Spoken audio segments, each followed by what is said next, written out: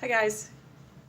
Here we are with chapter 15. We're going to talk about interpersonal organizational communication, um, mastering the art of the exchange of information, which seems like it should be pretty easy, but I'm telling you, it causes lots of problems. It's so hard for people to communicate. Anyway, this is going to be the last chapter. We talk about leadership. We've talked about planning, organizing. We're in the leading section now, and then the next chapter will be about controlling, which of course those are the four management functions. Okay, so let's get going. So communication. It is a process. There's no doubt about that. So generally speaking, when you go into a company, I've done consulting before, and they're having a problem, and invariably they always come back and say, well, it's communication. We're just not communicating. So it's difficult. It's something we do all the time. We do it in various different ways. And with the advent of technology, we have so many different ways to do it. So what is communication? It's a transfer of information and understanding from one person to another. If you're efficient, if you can transmit the message accurately and in the least time, and you're also effective when your intended message is accurately understood by the other person. You can also say that communication is this idea of shared meaning, a shared meaning. So let's take a look at the at a model. You know how I love my models. There we go. Let's pull this out here. Okay. So there's the sender. Whoops, sorry about that. There's a sender that encodes the message, and then the receiver decodes the message and gives feedback. So, and also a part of this is this whole idea of the idea of the perceptual screen plays into this and all that kind of stuff. And then we're going to talk about noise in a minute. Noise and perception are what disrupt the communication process. So encoding is translating a message into understandable symbols or language, and decoding is interpreting and trying to make sense of the message. Okay, so noise. We talked about noise. We also talked about noise we talk about noise in marketing as well. Noise is all that stuff around you that sort of interrupts. So it can be, the entire communication process can be disrupted at several different points by noise. It's any disturbance that interferes with the transmission of a message. It can occur in the encoding or decoding, as when people from different cultures stumble over each other's languages. Within the same culture, we can encounter semantic problems that revolve around the meaning of words. When a supervisor tells you we need to get this done right away, what does it mean? Does we mean just you and your coworkers, or you, your coworkers, and the boss? Does right away mean today, tomorrow, or next week? So it's really important to be specific. Jargon is terminology specific to a particular profession or group. For example, the HR VP wants the RFP to go out ASAP. Just a lot of letters. So that means the Vice President of Human Resources wants the request for proposal to go out as soon as possible. Buzzwords are designed to impress rather than inform usually. So one example is, could our teams interface on the ad campaign that went viral and then circle back with the boss? Which is, just sometimes gobbledygook. Anyway, noise occurs in nonverbal communication when our physical movements and our words send different messages. So we're going to talk about nonverbal cues, how you're standing, how close you're standing, facial expressions, how you speak also, if you speak very rapidly or if you speak very slowly, if you've got attitude in your voice, that kind of thing. All right, so one of the most important things with communication is finding the right medium. So there's all sorts of communication tools that are available, ranging from one-on-one, face-to-face communication, all the way to using mass media. So managers need to know how to use the right tool for the right condition. So when you use email or when you meet face-to-face, for example, when is appropriate. So should you congratulate a team for exceeding its goals by addressing the group in person, sending an email, posting an announcement near the office, coffee machine, or maybe using all three? So we talk about media richness, and we go from on the left is that high media richness, which is face-to-face, to low media richness, which is impersonal communication, newsletters, flyers, that kind of thing. But really the point is to make sure that you find the right communication, the right tool to express the express the message. So, for example, if you're giving someone a lot of numbers or a big report, it's probably best not to give it verbally. It's probably best to have it written down so people can review it. If you're saying something, if you're firing people, you should probably do it face to face. It's a little bit, it's a pretty personal thing to have happen to you. So, anyway, you just want to match the medium to the message, or the message to the medium, and the medium to the message. So, how can managers fit into the communication process? So we talked about communication. We talked about organizational structure in Chapter 8, and it's important that the chain of command is recognized and respected in the communication process.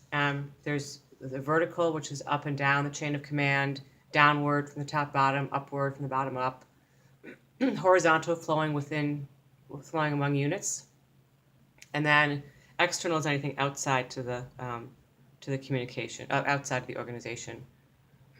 All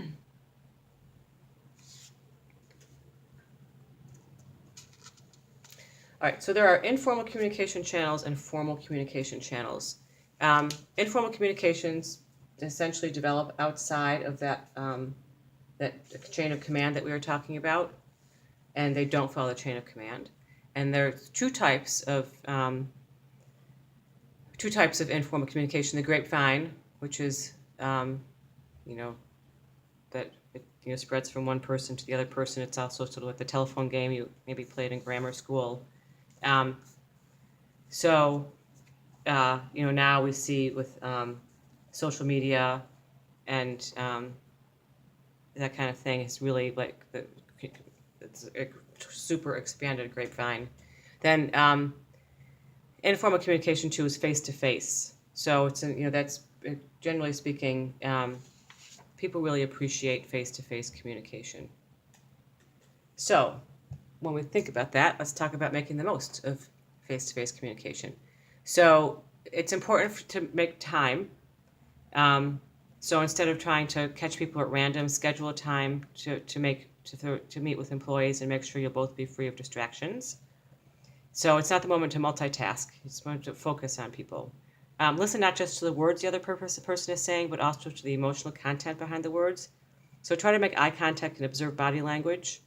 This will help you be empathetic. And we'll talk about empathy later on.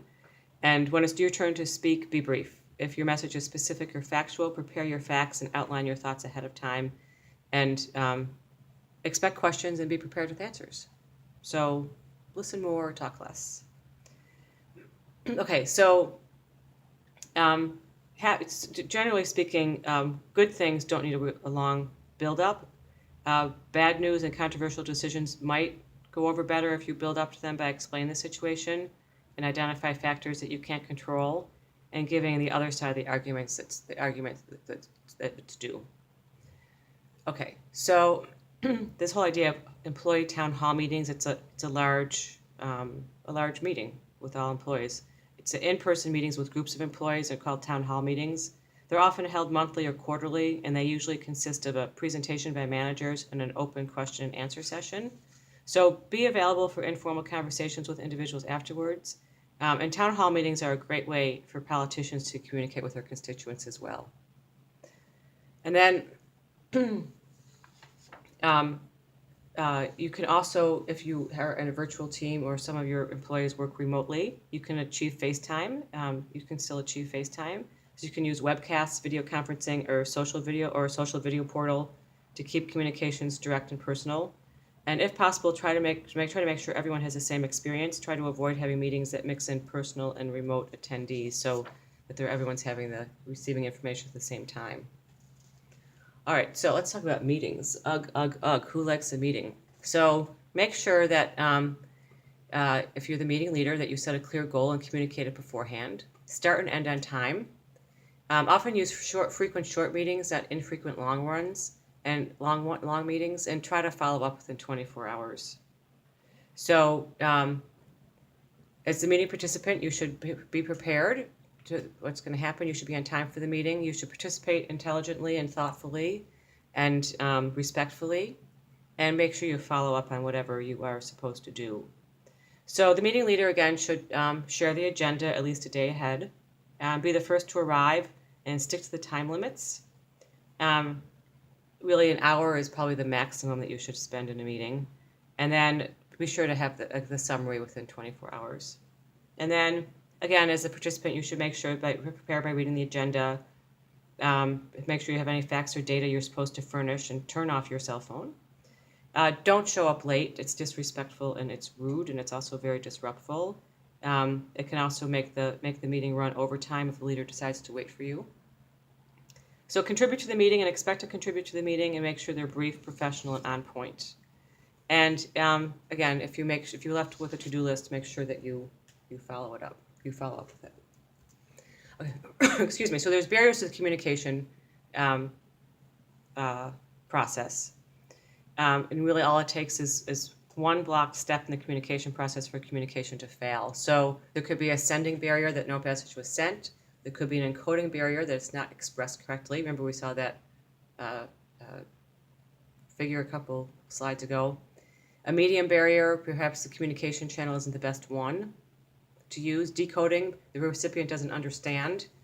No message was received, and then the recipient doesn't respond enough or doesn't ask the right questions, which can lead to a problem as well. Okay, so personal barriers. So everyone has different skills in communicating. It's for different reasons, but it's something for all of us to work on. We also I'll process information differently. We all have different, when we're talking about, speak to people, we might not necessarily trust others. They might have high credibility with us. Our own egos can get in the way from hearing what people are actually saying. But you might have bad listening skills that you're not paying attention, or you might be judging people. You're not looking at things objectively, or there might be generational differences between two people, or generational differences or experiential differences. Which brings us to our next barrier, which are cross-cultural barriers. So again, we know a culture is a shared set of beliefs and values. And cross-cultural training is particularly important for expatriates, people who work abroad, out of the country. Success in such assignments can hinge on the employee's adaptability and cultural awareness. But it's very important that if you do go to another country, that you become, that you're prepared, and you understand, how people communicate differently in terms of timing and respect in meetings and communication in meetings. And also, nonverbal signs and symbols often have different meanings in different cultures. So it's important to be aware of those as well. And then, of course, there's a plain old language issue. Okay, nonverbal communication, very important. It's things that are not written or spoken. It can include eye contact. So Westerners use eye contact to signal the beginning and end of a conversation, to reflect interest and attention, to convey honesty and respect. Asians, however, lower their eyes to show respect, and while members of Latin culture do so to show remorse. So interpreting these nonverbal communications as evasive behavior will lead to misunderstanding. So make sure you understand that. So you're probably used to thinking that smiling represents warmth, happiness, or friendship, whereas frowning represents dissatisfaction or anger. But people in some cultures are less openly demonstrative than people in the United States. The Japanese, for example, feel that those in the United States smile too much and too broadly, for example. Open body positions, such as leaning slightly backward, express openness, warmth, closeness, and availability for communication. And closed body positions, such as folded arms or crossed legs, represent defensiveness. And then finally, norms for touching vary significantly around the world. For example, kissing on the cheek, patting on the shoulder, and embracing may be appropriate in the U.S., but many people in Asian cultures find this offensive. So these are just things to think about and be aware of. And, even within our own culture, it's important to think about nonverbal communication, even when you're talking to your friends. Okay, so this is based on the U.S. culture, U.S. Norms. One way to think about practicing skills Practicing nonverbal communication skills is watch television with the sound off and interpret people's emotions and interactions, not on what they're saying, but what they look like. So those are just some examples of better nonverbal communication skills. All right, back to gender again. So again, this is just a list of things that we accept as the difference between men and women communicating. Women and men process language in different parts of the brain, so perhaps it's not too surprising that gender differences in communication exist. So just might want to go through and again make yourself aware of what some of these differences are. It's important. We will all be not. It will be the rare instance where you don't work in a multi-gender work environment. Okay, so social media and management. So widespread use of social media is changing our personal lives and the very nature of how businesses operate and the principles of management. So 81% of travelers worldwide that they would rather travel with their mobile devices than with a loved one, which is kind of scary, right? So we're going to talk a little bit more about social media and just look at their general use, and then we're going to examine the effects of social media on managerial and organizational effectiveness, and then review the downside of social media, discuss key impacts of texting on management and organizational behavior, and discuss the need for organizations to develop social media policies. So we're going to look at a couple of different charts here. So here you go. This is right from the book. You can read it. The blue is 18 to 24. The pink is 25 to 34. The greeny beigey color is 35 to 44. The other greeny beigey color is 45 to 54. The orangey, light orange is 55 to 64, and the dark orange is 66 plus. But you can see in terms of what ages are using what. Certainly Google is more used by an older group than a younger group, but you can go through and just take a look at that and see, generally speaking, how that differs on age groups. Okay, so using social media as a recruiting tool. So it's easier to find people through online sites such as Indeed and Monster and that kind of thing. So they use social media if you're recruiting. LinkedIn, Facebook, and Twitter are also used. So make sure if you're building your professional profile online, if you don't already have a LinkedIn account, it might not be a bad idea to get one. To regularly update your profile and in profile LinkedIn and industry-specific networking sites. Be sure to follow the companies you hope will hire you, because then you'll know more about them. Try to participate in industry-related chat rooms and discussion groups, and edit your online social presence and make sure that you're always giving a positive and professional image as possible.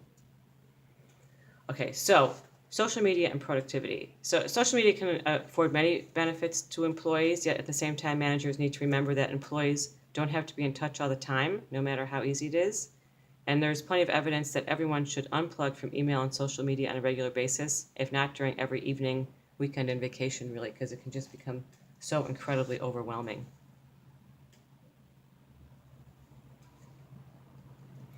Okay, so innovation, social media and innovation is something to think about. Crowdsourcing is using the internet and social media to enlist a group of outside the organization for help solving a problem, to raise funds, organize competitions for recruitment, that kind of thing. And then also sales and brand recognition, using that across different platforms. It certainly can build a brand. We see that with Instagram and that kind of thing. Okay, social media reputation. So you don't want to make sure that there are no negative comments about the organization posted by disgruntled customers or employees.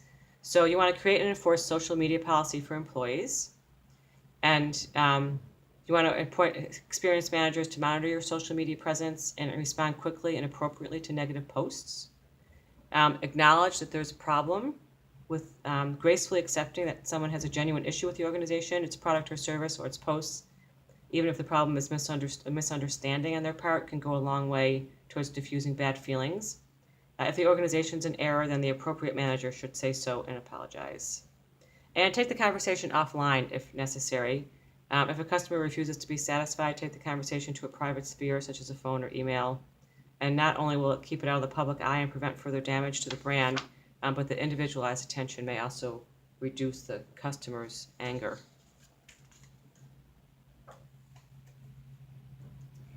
Okay, downsides to social media, cyber loafing. So, for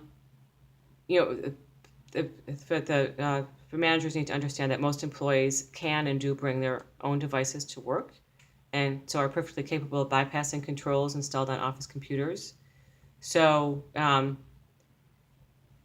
some observers who think reports of cyber loafing's extent are exaggerated. Taking an online break from work might not be such a bad thing. It can reduce stress and improve concentration. The key again is fairness in setting and upholding policies about social media use. Cyber loafing is this idea of ignoring your work and spending too much time on social media or websites, whatever. Okay, another social downside of social media are cyber threats, security threats. Hacking and human error by careless or improperly trained employees are part of the problem and will likely continue to be, frankly. People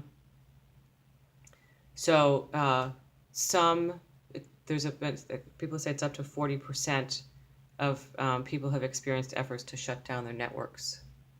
So that's a problem. All right, so let's talk about social media policy.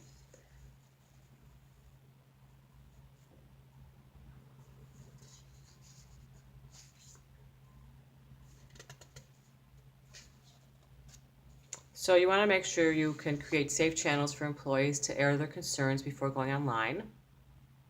You have to clarify what's confidential and what isn't. You have to be sure people understand what the consequences are for any kind of violation that they may commit. Discuss appropriate. I mean, you can't get around it. We're going to communicate online, so you need to discuss appropriate ways to engage others. Be sure to make sure that people understand what's considered legal and illegal, and make sure that the social policy, social media policy, is in line with the culture in terms of if you have a culture of confidentiality and depending upon what industry you're in, that people understand and appreciate and respect that, and also make sure you educate employees. So essentially, the social media policy describes the who, how, when, and for what purpose of social media, and the consequences for noncompliance.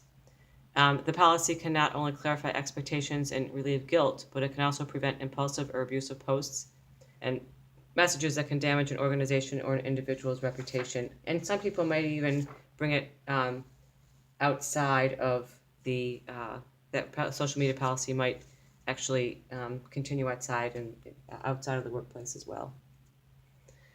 So how can you improve communication effectiveness? There's this whole idea of defensive communication. There's defensive communication and non-defensive communication.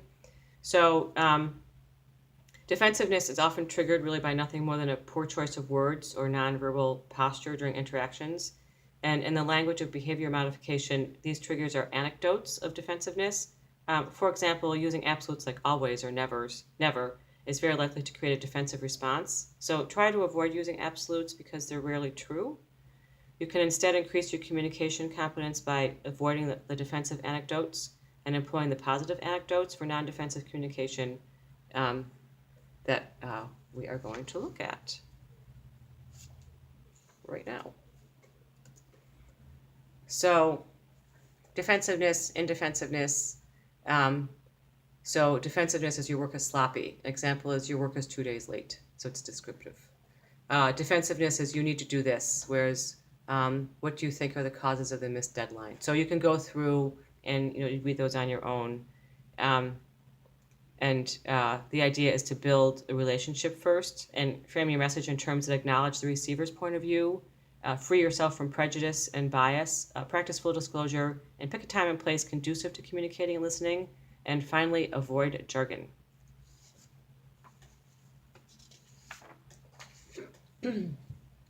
Okay, so using empathy, we talked about this a little bit earlier. Empathy works for managers because it's not only the same thing as uncritically accepting others' words and behavior, but rather it relies on a conscious effort to understand the emotional impact of our own words and behavior. So you want to make sure that that you're really being truly empathetic. One person says that true empathy is rooted in humility and the understanding that there are many people with as much to contribute in life as you are. All right, so we talked a lot about communicating. Now we need to talk about listening, which is just speaking. Now we want to talk about listening. Sending the message. Now we're talking about decoding the message. So being the effective listener. So this idea of active listening is actively decoding and interpreting verbal messages.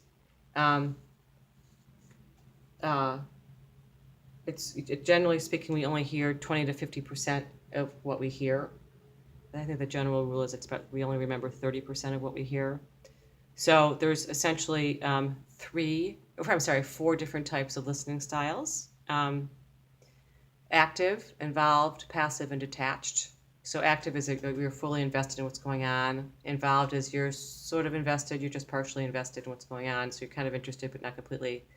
Passive is not my problem, don't need to listen. And detached is I'm completely uninterested. I have nothing to do with this.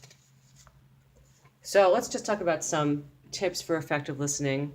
And listening is just as important to the communication process as sharing information. Receiving information is just as important. And we each have when we're in a conversation or in some sort of communication situation, there's a 50-50 responsibility. So when you're the listener, make sure you show respect. So give someone an opportunity to explain their ideas. Don't interrupt them. Listen from the very first sentence. So try to turn off what's going on in your head and really think about what that person is saying. Be mindful and stay in the moment and stay present and keep focused on what's happening and keep quiet. So, you be sure to give that person a chance to speak. That's very important. Okay, then again, ask good questions. Should make sure that you can clarify what's being said. Paraphrase and summarize, which is also called reflective listening. This idea of saying what that person said back to you so you can better understand it. We talked about that example of, I need you to get this done. We need to get this done right away.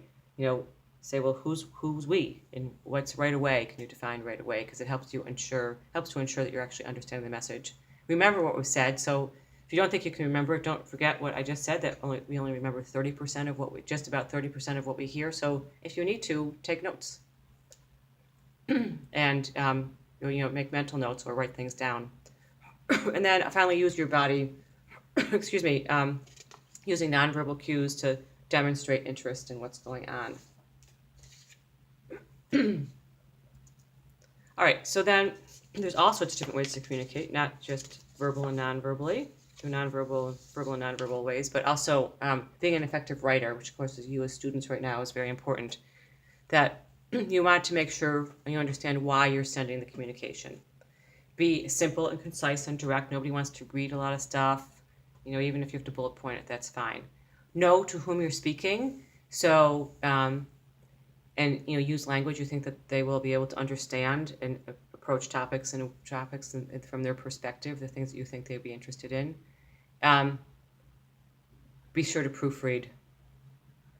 It's so important that you proofread for any kind of error, grammatical, structural, or just plain old typos. Everyone makes them, so be sure to proofread. And there's no quicker way to sort of dilute your credibility than to have a poorly written